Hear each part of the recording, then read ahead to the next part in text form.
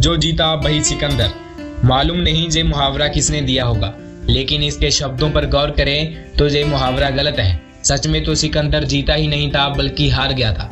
दरअसल में जिस महान युद्ध में सिकंदर के जीतने की बात कही जाती है उसमें वो हार गया था।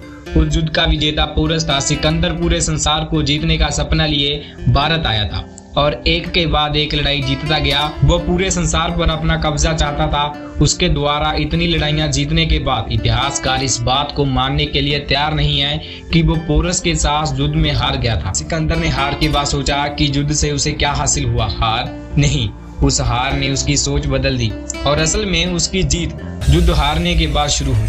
एक दिन सिकंदर बहुत बीमार हो गया और एक शाम मर गया। जब उसकी अंतिम यात्रा में उसकी अर्थी से दोनों हाथ बाहर थे और इसकी अर्थी को देखने के लिए बहुत लोग आए और उन्होंने कहा कि ये तो हमारे महान शासक का अपमान है। लेकिन पता चला कि ऐसी इच्छा सिकंदर की ही थी कि उसकी अंतिम यात्रा में उसके हाथ अर्थी के बाहर होने चाहिए। अब सवाल आता है कि सिकंदर ऐसा क्यों चाहता था। मरने से पहले सिकंदर की इच्छा थी जो उसने अपने एक साथी को बताई थी कि मरने के बाद उसके दोनों हाथ अर्थी से बाहर लटका दिए जाएं ताकि संसार देख सके कि सिकंदर इस दुनिया में खाली हाथ आया था और खाली हाथ जा रहा है। उसने दुनिया को दिखा दिया कि संसार में सब खाली हाथ आते हैं और खाली हाथ जाते हैं। और उस दिन से ही घमंडी और क्रूर राजा जीत का प्रमाण बन गया।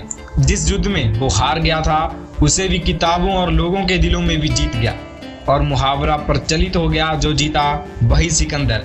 सिकंदर ने तलवार के दम पर दुनिया को जीतना चाहा और उसे समझ आ गया कि ऐसा करना संभव नहीं है और उसने दुनिया को विचारों के दम पर लोगों के दिलों को जीता।